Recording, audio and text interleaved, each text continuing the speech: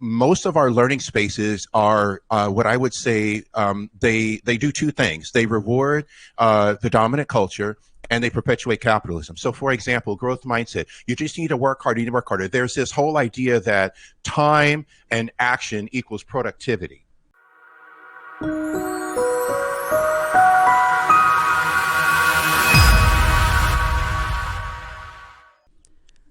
All right, once again, Leader of Learning, I am so happy to have you here for what is the 5th installment of the Devil's Advocate series, and somewhat of a different and maybe more special rendition of our monthly series. And before I get to why, let me bring on my regular co-host, Rachelle. How are you doing?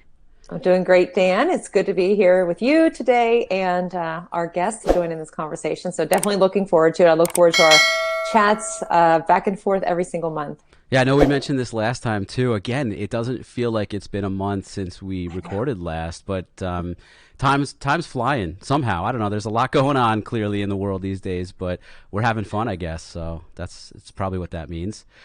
And as we mentioned, we do have another. I'm going to call him a co-host. Why not? You know, we're all co-hosts here in this episode. We're bringing on another co-host here today with us, Mr. Ken Shelton. First of all, thank you so much for being with us. Just in case my audience is not as familiar with you as they are with Rachelle and me, please introduce yourself and tell everybody who you are, where you are, and what you do. All right on. First of all, I appreciate the opportunity to spend this time with the both of you. And I think that the audience should know, since they can't see us, that you and I, we have the same hairstyle. That is true. I love it. We wear it well. I've been told that. I feel like that's become like the universal kind of, I don't want to call it a backhanded compliment, but I'm just going to say compliment when people are like, it's a compliment. People are like, oh, you have a good head for it or something weird like that. I'll take it. I mean, yeah, because the opposite is, you should try to grow your hair. Like, newsflash, I can't. Exactly. No, it's a pleasure to be here. But, so for the audience, my name's Ken Shelton. I am based in Los Angeles, Southern California. I've worked in education for well over 20 years. I'd say the vast majority of my time in education was in the classroom. I taught in the Los Angeles Unified School District for 18 years. And I would say the basis of the work that I do both then and now is all around the use of technology, which I'm a staunch advocate for, not a devil's advocate, pun intended, and around equity, access and opportunity. How are we, providing additional access and opportunity for students to be not only fully engaged in our learning, but for that learning to serve as a catalyst for their own empowerment, for them to actualize their full potential. So, for me now, the writing that I do, which I need to do more, the speaking that I do, which I love doing, the advising and consulting is really around looking at many of our institutions and our systemic components of education that, as I like to say, that lead to the predictability of success. You mentioned the magic word equity, and that's not what this episode is about, but I kind of wanted to just throw in there the fact that just this week, the state that I live in, Connecticut, our governor announced that we are the first state. Ken, you're nodding. You must have heard this already. That's awesome. It was Governor Lamont. First state to put devices in the hands of all students who need them, regardless of socioeconomic status and living situations and everything. And I don't necessarily take that. I guess what I'm trying to say is I take that with a grain of salt a little bit. Like it's amazing, it really is. But I do realize that as a state, Connecticut is one of the wealthiest there is, and so I'm hoping now that we can do something to help others who are not as fortunate. But I think it's a great step in the right direction. It is. I think there's a couple of things. So, there always has to be a first, and hat tip to Governor Lamont for, my guess is probably working with your state Department of Education to say, okay, here's something that we can address literally right now. I have had the privilege of working with several districts, especially several affluent districts in your state. And, you have a number of economically disadvantaged and economically challenging areas, especially in Hartford. But the bottom line is the first step is that. Now, what I would hope to see as a follow-up, which is, by the way, some of the policy level work that I've done with several state departments of education, especially here in California, is, handing out the devices is step one, but what is the infrastructure? Okay, so if I get a device and I don't have broadband access, then how robust is my experience going to be? And then, of course, we're all educators. How is access to that device, now that is universal, going to provide a transformation of the learning experiences that all students have in the entire state? Yeah, great points. Definitely stuff, food for thought, stuff to consider moving forward into the future. Now, what really brought us all together here today is the topic of growth mindset. And as Rachelle and I do here every month, we really like to delve into trending and, dare I say, controversial topics that could be thought of and felt and experienced differently from all stakeholders in education: educators, students, administrators, families, maybe even, as Ken, you mentioned, government officials. And we try and really tackle each topic from looking at those various vantage points and perspectives. And this episode actually came about, or the topic came about, because I've mentioned, my listeners know this about me probably by now, that I'm a really big fan of growth mindset. And so when I saw, Ken, you shared on Instagram stories, a few different stories about kind of debunking growth mindset, I was like, wow. I mean, I knew that there's always another side of the story. I tell that to students all the time when they have problems, or my own kids at home. There's always another side of the story. But it was one that I was just really interested in learning about, because I know so much about the pro side of growth mindset. I want to know more about the con side. And as I mentioned before we got to record here, I really want to have conversations like these so that my listeners and people can know it's okay to have this discourse, even if people disagree on something, because A, you might learn something by considering the other side of the issue. But B, and maybe even more importantly, that it's okay to have discussions where you don't necessarily see eye to eye, or you have differing opinions, and maybe very, extremely differing opinions, but you can still get along, and you could still be friends, and you could still have much respect for each other despite those differences. So, growth mindset. Just to kind of get this out of the way, my doctoral research was somewhat in the area of growth mindset, in the sense that I studied leadership practices that can be practiced by school leaders to inspire a growth mindset in teachers. And so I want to throw that out there, because obviously I've done a lot of research here, but also I did look at it from a teacher lens, not as much from a student lens. And I think, Ken, that might be where you're coming from. And so that's another reason why I want to learn more about this. Some of the research, or some of the studies that I cited in my research, again, mostly included teachers. There's one that I really wanted to point to very much in this conversation too, that was done by Zhang, Chen, Chung, and Peng, and it was basically intending to investigate the relationship amongst growth mindset, well-being, perseverance, and work engagement. And I will put the caveat out there, it was in the Chinese educational system. So not American, but I don't think it's necessarily unique to any one area. And let me put this out there first, and then I'd love to bounce it off. We'll play pinball a little bit. Bounce it off Rachelle, bounce it off Ken, see how everybody feels about it. In that article, they say that in terms of just understanding fixed versus growth mindset, people with a growth mindset hold the beliefs that intellect, personality, and ability are something that can be grown or developed over time. People with a fixed mindset hold the belief that these basic human qualities are static and unchangeable. All right, so at the very heart of the quote-unquote issue here, that's what they're saying is the difference between growth and fixed. Rachelle, does that resonate with you at all? Yes. All right. Yeah. I'm good. We're good. Oh, do you want me to elaborate on that? I don't know. I guess I'm wondering just what pops into your mind when you hear that, or what experiences do you have with it?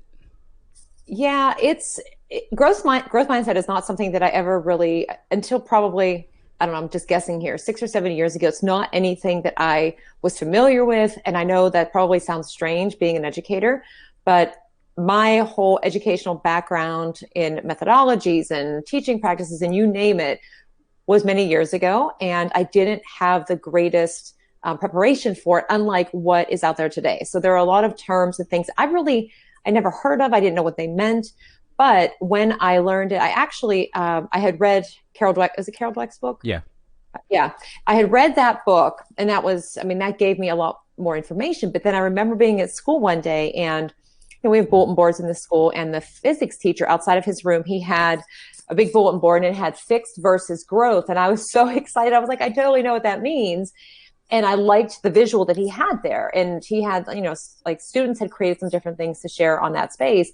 But I thought it was good for other people to kind of look at and reflect on. And for me, once I knew what fixed versus growth mindset meant, I was kind of reflecting back on my own experience as a student. And then of course, like my practice as a teacher and the different words that I use with my students, or what I believed about myself and my own abilities to learn, whether that was back in grade school, high school, college, or even as an adult. And, trying to think through, like, what kind of a mindset do I have? What's the impact of either one of these mindsets? And what do I need to do for students in terms of helping them to, build their, what's the word I want to say?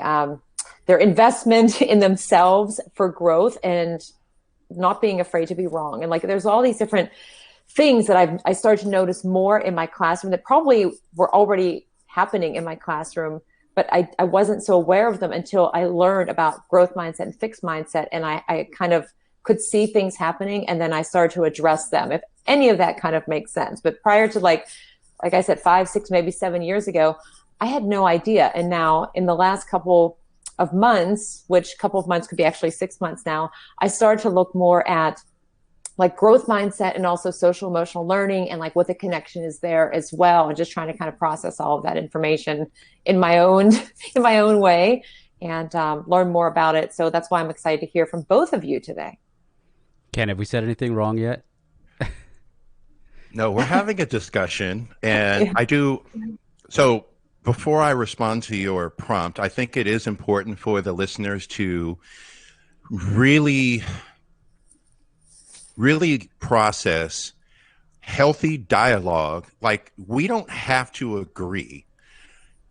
And I think I'm going to say, and I'm going to be intentional, part of our own personal growth is actually engaging in dialogue and learning that with others that may not be 100% agreeable with you. It doesn't mean you have to change your mind. It means that you want to be able to broaden your perspective and understanding, which is all the more reason why I'm so thrilled to be on this podcast with you all. Now, I will say that that phrase, I have been the victim of that phrase being weaponized. Well, we can just agree to disagree. And what I usually do is I always respond by saying, one of my personal heroes is the late James Baldwin, and he has a quote: "We can agree to disagree as long as your disagreement isn't rooted in my dehumanization and my oppression." So the whole idea around fixed versus growth mindset for me, I recognize, and I used to always tell my students, that life is dynamic, not static. And so recognizing that things change and that we change, is a first step towards recognizing that learning is ideally lifelong, that growth is ideally, you look at it as ongoing and lifelong, and that you should not be the same person a week from now that you are today, a month, a year, so on and so forth. And I will even say that I think it's important for me to point out on this podcast, I look back at even honestly, I even look back at my TEDx talk where I talked about different mindsets in there. I wish I could do it differently, but that's not a bad thing, because what it means is I'm not the same person now as I was then. And so for me, I was inundated with, I've read Carol Dweck's book, and I was inundated as a teacher, growth mindset, growth mindset, growth mindset. And it wasn't until I became removed from the classroom that I started to recognize that there are a lot of things that are normalized in education, especially terminology, that are very destructive and that deserve a higher degree of scrutiny because they're destructive. And growth mindset is one. That's why I'm happy we're going to have this discussion. I am too. Let me ask you this question. So far, we've really just kind of scratched the surface in terms of what it is and the difference between fixed and growth. Have we diverged yet, or are we kind of still on the same page? You two are bolstering what my argument is going to be. Okay. All right. And that's it's not a bad thing though, because we're going to unpack it together. And ideally for all of us and all of the listeners, even if your mind isn't changed, ideally your perspective is broadened. Yeah, that's honestly that's what I'm looking for, and I don't know whether you'd want to call that a growth mindset or not, but I think that's definitely growth. I think I would. I hope that's okay. I'm really looking to grow myself from this conversation, and I know that you guys would agree, and I hope the listeners do too. So I guess then getting further into growth mindset, and again, I want to point out that this is not necessarily my own thoughts and opinions. It is backed by research in that same article I mentioned a couple of minutes ago, which I don't know if I mentioned what it was called. I think I did. It's Teachers' Growth Mindset and Work Engagement in the Chinese Educational Context, Well-Being and Perseverance of Effort as Mediators. In that article, they go on to say that growth mindset teachers encouraged students to try harder because they believed they could do better. Teachers can also shape students' view of their own abilities and further motivate them toward achievement in subtle ways of language use. I'm not exactly sure where the language use comes in, but it was in there, so I figured I'd also include that. Specifically, teachers with a fixed mindset praise their students' basic attributes more often, which exert negative impacts on students' learning motivation and perseverance of effort. And research demonstrated that changing students from a fixed mindset to a growth mindset exerted a more positive impact on their academic engagement, academic performance, and resilience toward setbacks. I'm wondering, Ken, what you feel about that last piece that I said in terms of the resilience towards setbacks, or anything that I mentioned. But I think I wanted to kind of hone in on that piece, because I honestly feel like sometimes that is maybe a part of growth mindset that does get misconstrued, but it's there and it's in their research. And so I'm wondering what you have to say about that in terms of teachers inspiring a growth mindset in their students and thus potentially building up more of a resilience in them. Right. The resilience and the grit thing, right? Right. Yeah. Okay. So without filtering it, everything that you just read, not questioning the research, is gaslighting. If you'll notice that the descriptors that the two of you shared, and even in that article, the focus is solely on the individual. I'm sorry to cut you off. Can you just go into what gaslighting is? Yeah. So gaslighting, for the audience, gaslighting to me is what I call psychological and conversational terrorism. It's basically you are psychologically manipulating the thinking of someone else into believing something that is not necessarily aligned with their reality or their cultural context. One of the big things that I share with educators, for example, is, if you are in an abusive environment, or let's say, here's one, because this actually happened in my last school, is forcing the victim to have a conversation with a bully by telling the victim that it's part of their responsibility to reach a agreement, if you will, with the bully. That's gaslighting, because what it does is it's saying, ignore all of the ways you've been treated up to this point, because those don't matter and those may not even be reality. But what is reality is you have to have a conversation with the person, classmate that was bullying you. And so the whole idea, and this goes into the root of why I have so many issues with a lot of these terms. Literally everything you mentioned in that article, and even what you two shared as to what you like about the growth mindset, solely focuses on the individual. And this is where I have myself even witnessed the growth mindset being weaponized, because it conveniently ignores any type of cultural or societal context.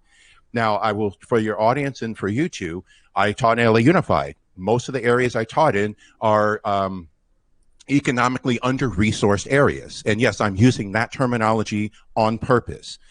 And so how is it, you can't tell a student, well, you just need to work harder and you just need to do better and you need to have a growth mindset and then you'll be successful. When if you look at what are the societal and institutional barriers that puts that student at a significant disadvantage, that by simply saying, oh, well, just have a growth mindset and you'll be okay. See, that's gaslighting. That's not saying, okay, I recognize that, your family lives in an area where, it's a food desert. And this even happened with my family where, you couldn't buy a home in a certain area because it's redlined. And what a surprise. If you connect redlining with the development of public school district, there's a reason why many of those school districts are under-resourced and underfunded.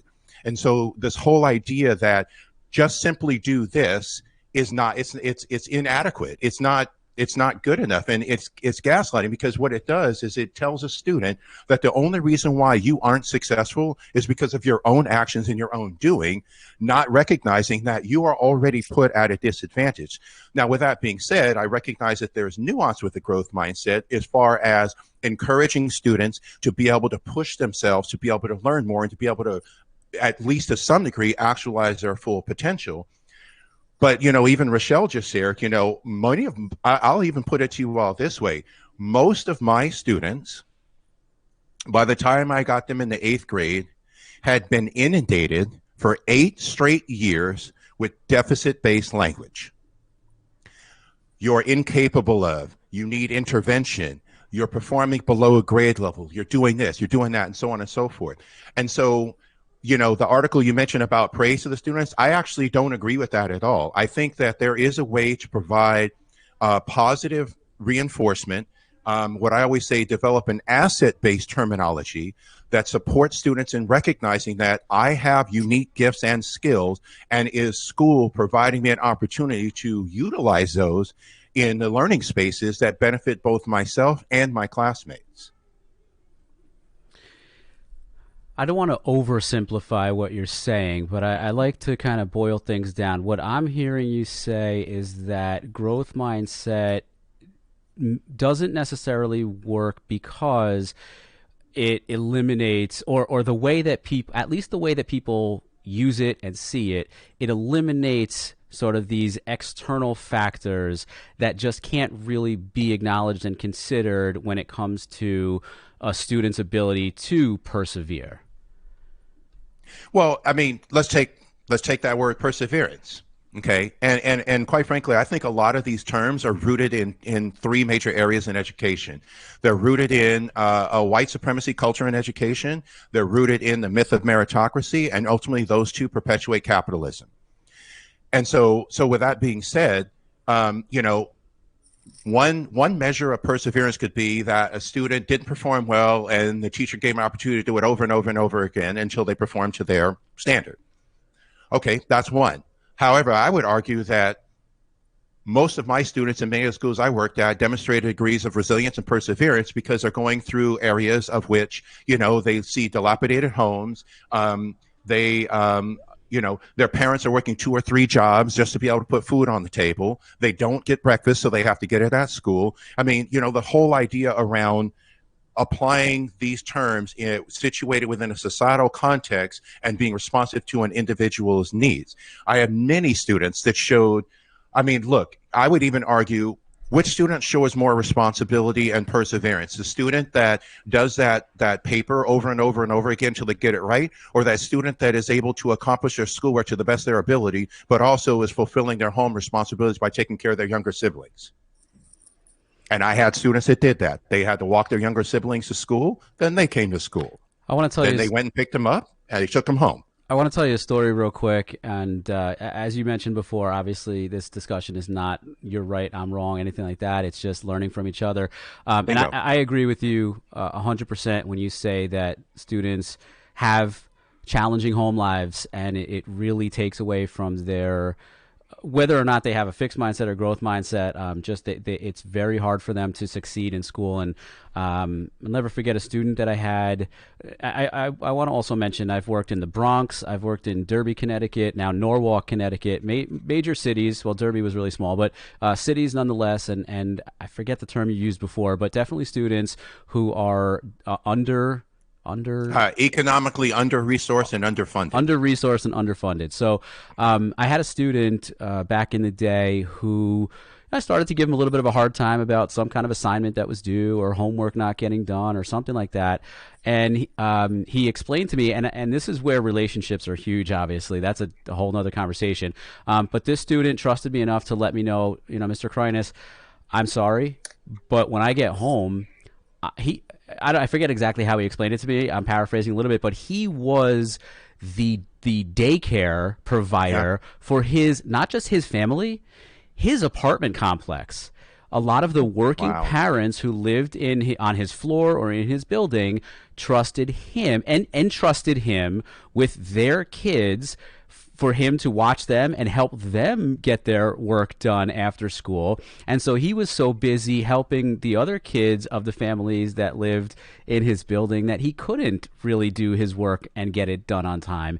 And it really, that was, I had been teaching for a handful of years already, and I had a couple of instant occurrences like this, but that one really made me think a lot about exactly what you're saying right now.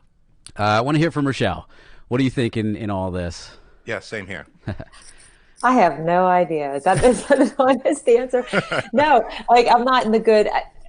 Well, one thing I'll go back to what Ken had said before too is like the broadening perspectives, and that's something that I don't know if it's because the attorney part of me where I listen to and I never really take a definitive stand one way or the other. I like to know all sides of whatever the issue or the discussion is about, because I want to be involved in the conversation. I want to be able to understand somebody else's perspective without just saying, oh yeah, this is the greatest idea and I stand on this, because then I close myself off to those conversations, opportunities to learn. And again, like here I am like, oh yeah, growth mindset, fixed mindset. I know, not that I know everything there is to know about it. Clearly I don't.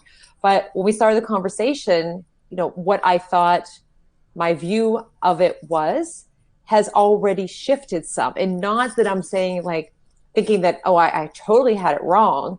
It's just I'm looking at it with a different lens now because of what Ken has been adding to the conversation. And so it's leading me and back both of you. Actually, I'm just taking it all in and thinking a little bit differently. And I hadn't considered like outside factors, for example, like, oh, okay, kids, you have to do this. And if you keep doing this activity or these things, well, what about the kids that don't have access to those things or whatever the resources are? Then how do they, like, oh, well, I could say to my students in Spanish, if you just go and you study Spanish every day and you use this app and that tool or whatever this is, what if when they leave school, and it's not a what if, it's when they leave school, because some students go home and they don't have the device or they don't have the Wi-Fi, and maybe they want to do those things, but they can't because they don't have it. And then they're going to come back and I'm going to say, well, why didn't you do that? Like, that's your opportunity to go. Like, now you're just staying put. You're not expanding your abilities.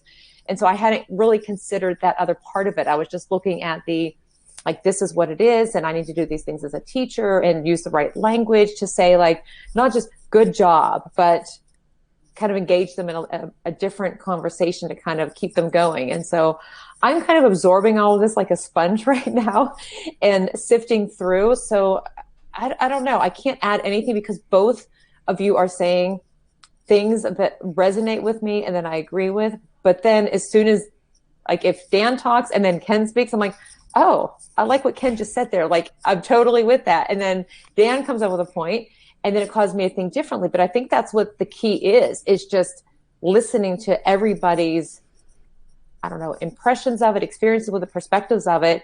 And that's probably the best thing as far as a takeaway is, like, at the end of this episode, after everybody listens, are they going to be able to say, yeah, I'm against growth mindset, or growth mindset is the way to go? Or are they just going to look at what they're doing in their classrooms or in their schools differently with the understanding that, like, it's not one or the other. It's what works for me, what I need to do, what I need to understand about my students. So I'm going to end it with that. No, that's great. So a couple of things. So I'll provide an internal example as well, but I appreciate, Dan, I appreciate you sharing that story. That story was more the norm for many of my students than the exception. Yeah. And I'm going to share a couple of things. So one is, in that instance, and this is, again, I think for us as educators, I do think, and this is aligned with the growth mindset, by the way, which I don't think is emphasized enough. we should interrogate our own thinking, our own actions on a consistent and regular basis to ask ourselves, is what I'm doing supporting my own growth and then that of those that I either influence, that I work with, or that I engage with? Okay, so that's number one. Because I will tell you all, in the work that I do, there's a whole lot of educators that will use that phrase, growth mindset, but their actions are the exact opposite, especially the trainings I do around anti-bias and anti-racism in education. And I call them on it. And I say, well, wait a minute. I looked at some of your, your school or your district communications, and you say that you have a culture of a growth mindset, but yet the very nature of us doing this work together, now you're resistant to it. Hold that thought for a second, because I want to interject with something that you kind of set me up for. I wanted to include anyway, and this is the perfect time to do it. In that same article on the Chinese education and the intermingling of the growth mindset and perseverance and all that, there was cited research that said, and I quote, additionally, fixed mindset individuals are more inclined to stereotyping. And I'm going to agree with you here when I say that in my experience, and I know that there are more people out there that I haven't experienced as well in education, who either think or claim to that they have a growth mindset, but yet when it comes to certain feelings, and I'm with you here, certain feelings about certain kinds of people, they are completely fixed. Correct. Take that and run with it.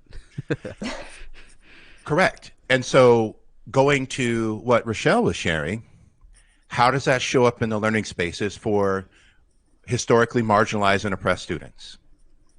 And I'll even tie that into even shifting terminology. So, Rachelle, you mentioned Spanish. So I'm going to share with the two of you and your listeners, I discourage the use of English language learner, ELL.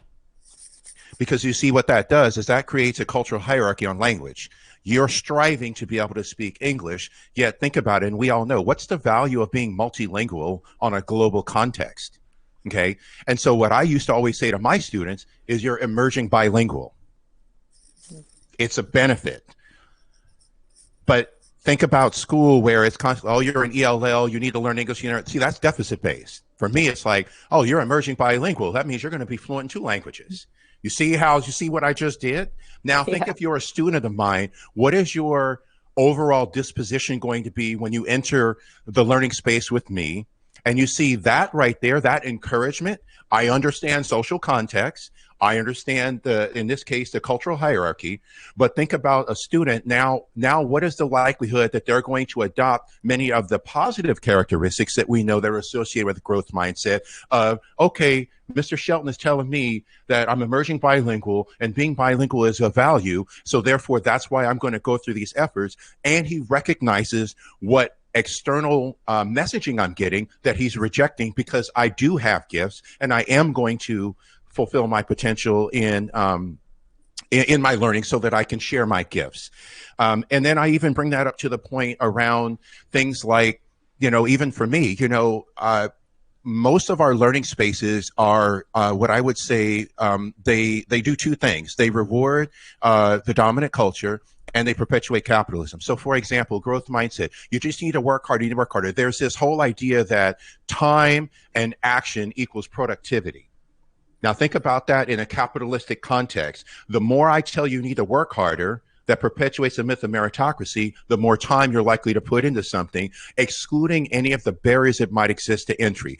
It's a question I'd like to ask educators around. If you were to do a breakdown of the demographic of the top of the Fortune 100 CEOs, what would you find? And remember, I'm a tech guy. If you were to look at the boards of all the big tech companies, what would you find?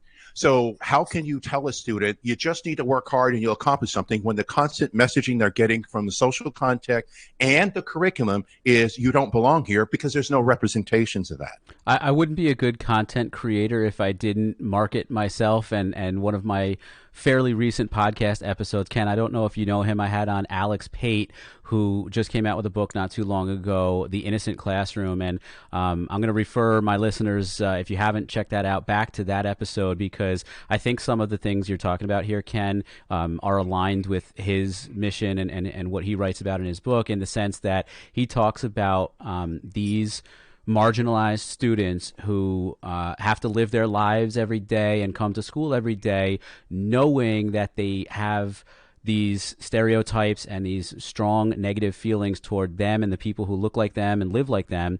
And his work is all around trying to get educators to work with the students to help relieve and alleviate that guilt that they feel, and that's the innocence. But I hear you, because I think you're saying something a little different, which is it is just so hard for them to shed that guilt when not only the odds in life, but the education system itself is stacked against them. I hear you there. I definitely do. Look, I can't, you could say, well, you should adopt a growth mindset so that you could be a future engineer. Okay, great. Now, if I'm not reading about other black male engineers, if I'm not reading about the accomplishments of those that look like me, i.e. my learning experience serves as a mirror, if I don't see it, then I'm not necessarily going to believe it. And if I don't believe it, then you decrease the likelihood that I can do it. And to the point you just made, it's me asking educators, how inclusive is your curriculum and your learning environment that will serve as a mirror, the window, and a sliding glass door, which is a reference I have in one of my talks, so that I can say, okay, now I can see that if I put forth the efforts in the right areas and I'm supported with, the resources, the language, the nurturing, Rachelle mentioned the SEL component, if I'm not navigating a trauma-inducing learning environment, then now I can start to adopt all those, all the things that we all would agree are a positive around a growth mindset. But my main thing with educators in general is that, if you think in terms of, and I can go down the list, growth mindset, grit, resilience, rigor, accomplishment, achievement, high performing, all of the words, think about how much of the terminology we use in education that so easily identifies the individual without interrogating the system, without saying, okay, why do we have to take standardized tests? Well, standardized tests are to maintain a racial and a social hierarchy.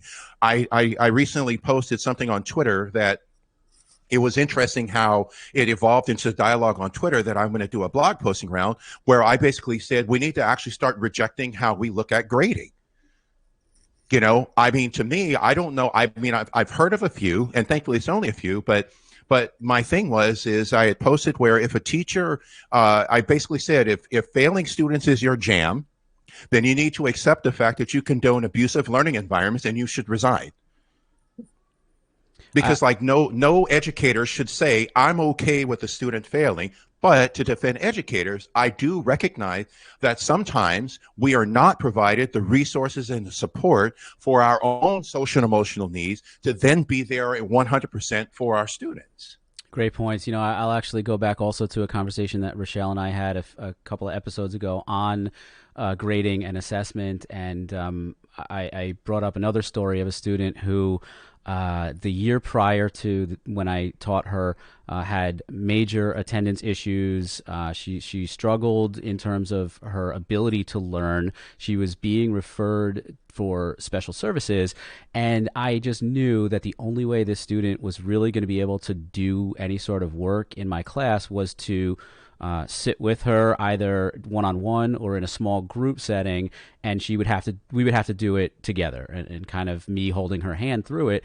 And when I passed the student with a 65 and everyone else on my grade level team failed her, they all asked, why? Why? How could you have passed her? I said, because I know she can do the work. It's the bare minimum. I get it. I get that. But it's not about the participation grade. It's about the fact that this girl is finally coming to school fairly consistently, and when she does, I make sure that we work together so that she can get it done. And I think of a story like that, as you're saying everything that you're saying. Rachelle, any questions at this point for Ken? Because I got a couple of big ones that I want to kind of wrap up with here. But Yeah, but I think it's something I need to process. But when Ken was talking about the like ELL, I mean the terminology like ESL, ELL, they've been changing, and I never thought until you just spoke a little while ago about the potential problems, misunderstandings, whatever I forget how you said it. I Emerging don't know if you said, bilingual. oh yeah, yeah. But I never considered like breaking down like the English language learners and why that might be. You said the other phrase for what you just said, emerging bilinguals, which I was like, oh, I really like that. But there was another term. I don't know if you said deficit thinking or Yeah, so the saying English language learner is a deficit based approach because again it places a hierarchy on language, saying that English is the pinnacle, and you need to strive to speak I'm English. also going to go a little bit more meta here and say that that's a cultural and societal issue in our country, given the Yeah, fact that so many people still think English has to be the language, whereas, hello, it's 2020. We need to be a lot more inclusive and understanding of all the different languages that get spoken here in our country. that's right, and so yeah, I 100% agree with you. You know, this is precisely why I would tell my students there's power in being multilingual. I happen to be able to speak functionally fluent 4 different languages. So when I travel to countries of which one of those other languages is a primary language, I do not feel handicapped, or I don't feel, let me rephrase it. I do not feel that I cannot communicate effectively to a person who that is their primary language. I feel empowered because I can go, one of my favorite things to share is, back when we travel, of course, is what direction do the tourists go? They go left. Perfect. I'm going right. And because I know that I will be able to have enough dialogue to be able to effectively communicate a need, a want, a need or a want. And so this whole idea around, again, the terminology we use, and Rachelle, I don't have the pictures, but when I would say those things to the students, I consider myself it's continuous growth to be what I would say observationally literate. And that is that I look for the nonverbal communications all the time. And of course, it's harder now because we're remote with everything. But I will tell you that the looks on the students' faces when I'm saying, even here's one for you, even something as simple as this. One of the things I've normalized with the workshops I do now, especially the race and bias workshop, I literally ask everyone in attendance, what gifts do you bring to the discussion? And then I follow up by saying, by the way, when you think in terms of learning culture, which I don't want to say it's a shameless plug, but it is a book I'm working on. The working title right now is Culture Eats Pedagogy for Breakfast. But with that being said, I asked him, how often in your schooling were you ever asked, what gifts do you bring to the learning environment? And sadly, I don't have the formal research, but I will say more than 98% of the responses are never. All right, Ken, I got 2 questions for you as we wrap up here. And the first one, I know you've delved into it quite a bit here over the last 42 and a half minutes, but I guess to play devil's advocate with you, what I'm wondering, and I certainly wouldn't, I can't prove that I've grown myself if I'm putting down a lot of the members of communities of the I keep forgetting that term you're using, but under resourced individuals. I don't want to take anything away from the fact that clearly we have people in those communities and they are struggling or whatever the right word is in terms of just what is stacked against them. But can we for a second just maybe can growth mindset be used to help people shift away from what they're dealing with and struggling with toward understanding that that things will be, and not things will be okay. What am I really trying to say?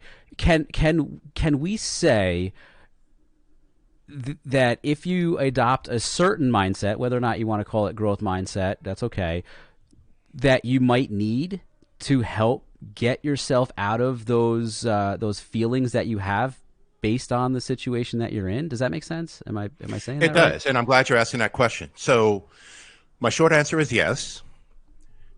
My more detailed answer is the first step is to interrogate the systems that lead to the inequities in the first place.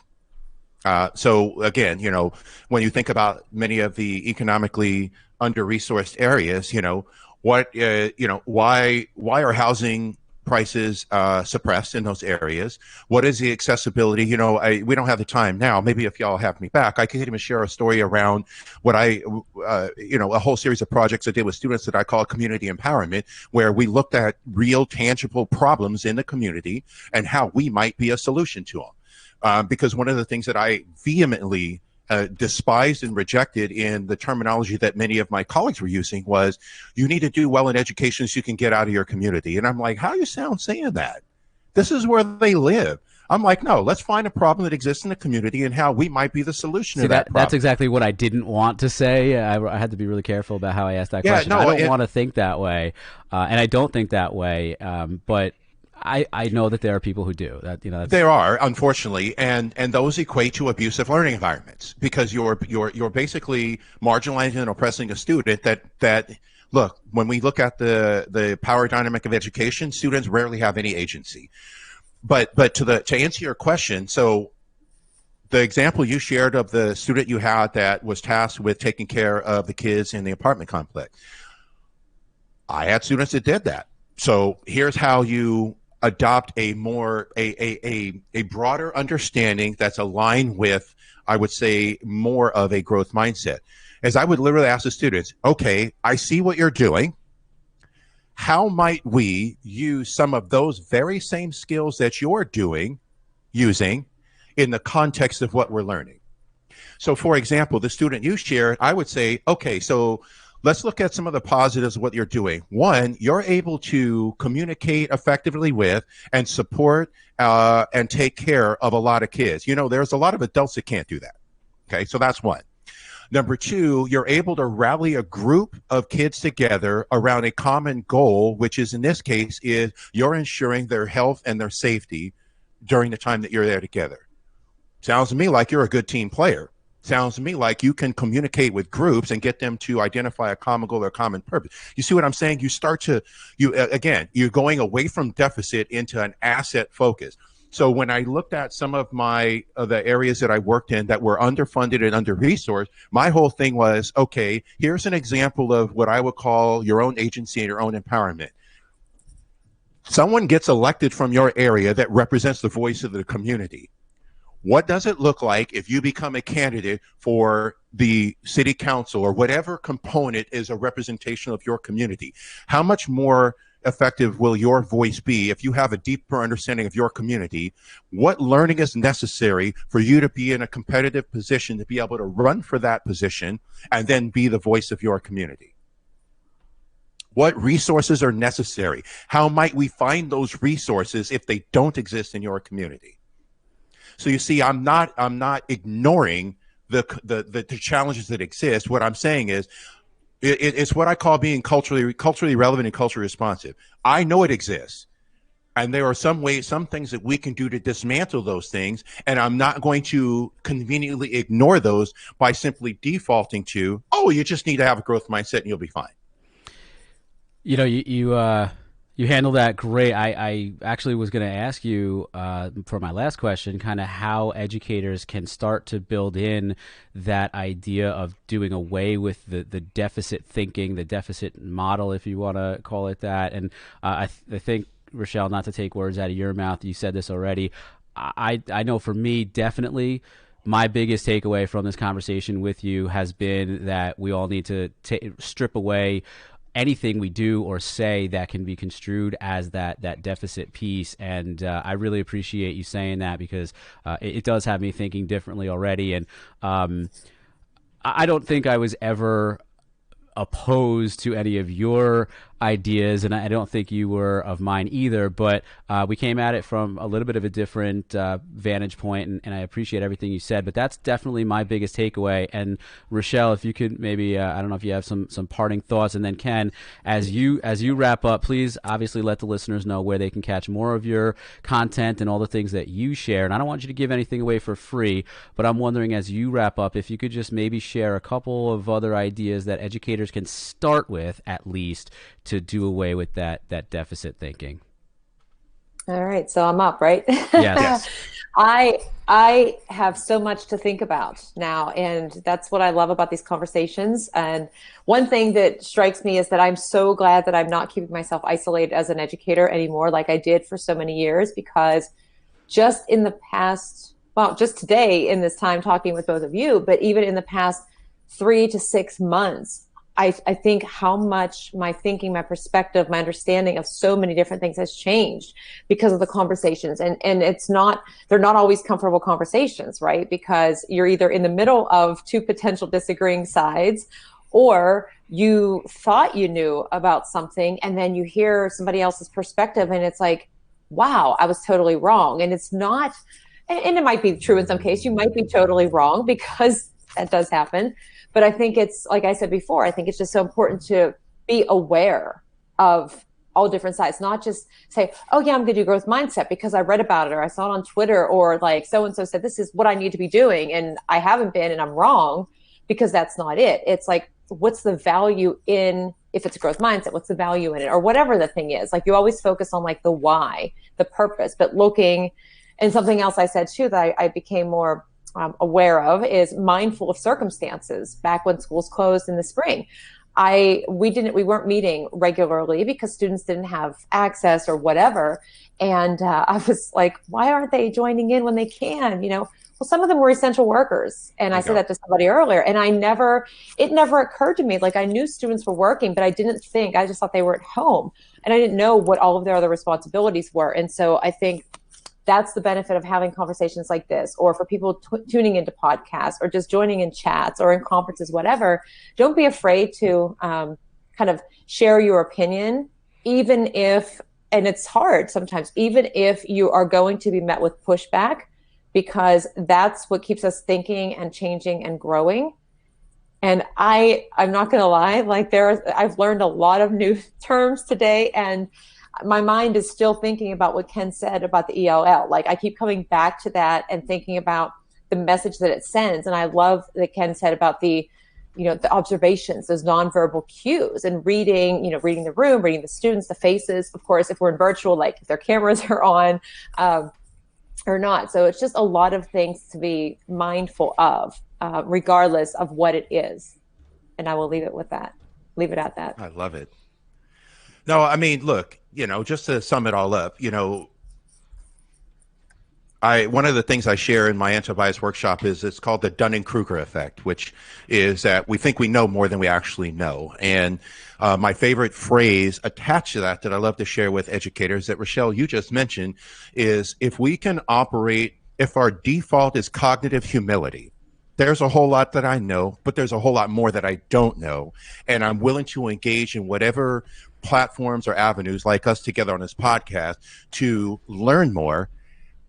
I mean, Dan, feel free to correct me if I'm wrong. That right there in and of itself is a type of a growth mindset. That's exactly what I was thinking. I didn't want to say it. Yeah, exactly. I didn't want to say it. It's so funny. But yeah, look, I knew we would be more on the same page than not. And that's exactly, I mean, again, and I'll give you the last words. I really wanted to respect you and give you that. But it's all good. That's, again, just circling back to the very beginning of the episode, that's exactly why I wanted to have this conversation with you. Because when I saw you post that stuff, and you have obviously some dissenting thoughts and opinions about growth mindset, at least the term and the way it's used towards students especially, I'm like, man, I really want to discuss that and learn more. And it wasn't about coming at each other, who's right, who's wrong. It was just learning more about where we're coming from. And Rachelle has learned a lot. I've learned a lot. I think it's been awesome. Thank you so much. Yeah, no, I'm look, again, cognitive humility. And, the thing that I encourage educators to do in general is, if there is a very popular term or way of thinking, i.e. fill in the blank mindset, just, to borrow from Rachelle, just be mindful of how much responsibility, emphasis, and I guess, for lack of a better term, just those two, responsibility and emphasis is placed on the individual without questioning anything that is systemic. Because ultimately, if that's the case, then it does, again, that's why I mentioned it does two things. It's to maintain a racial hierarchy, and it's to perpetuate a myth of meritocracy. And that doesn't serve any of us in any beneficial capacity. So I really appreciate the two of you having me on. I appreciate the conversation. I will just say that I think education needs more of these types of conversations rather than just accepting things the way that they are.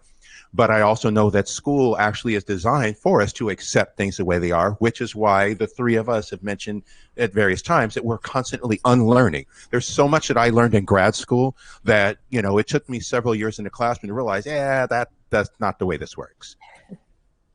And Dan, you even just mentioned one, like relationship with the students. I mean, in conclusion, I'll share the last thing. I shared in one of my talks, how many of us were told don't smile until Christmas?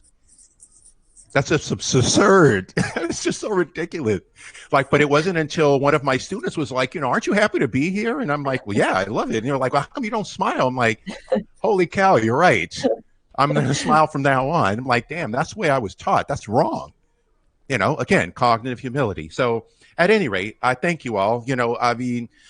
Your listeners can find me on all the social medias. My website is kenshelton.net. I actually have a podcast I do with a very close friend of mine, Dee Lanier, called The Liberated Educator, where we unpack a number of things. And we follow what's called a CPT format. And yes, there is a cultural context even to that initialism. But, I just want to conclude by saying I appreciate the both of you having me on here, and I look forward to the day. Not even I look forward to the day that the three of us are able to share coffee or break bread together and continue our conversations, whether they're recorded or not. Absolutely. Thank you so much again, Rachelle. Where can everybody find you? Twitter, Instagram, podcast that I talk to myself on, and my blog, Ardene915. And I can be found everywhere at Dr._Kreiness on all the socials, of course, Leader of Learning, leaderoflearning.com. And we're going to say that this episode and the show notes and all the information will go out at leaderoflearning.com/mindset. And again, I want to mention that listeners can also kind of participate in the conversations as well after the fact by going to flipgrid.com/devil's advocate. One of the longest episodes that we've done, and certainly in the lifetime of my podcast, but man, what an awesome conversation. So Rachelle and Ken, thank you guys so much. Thank you. Thank you.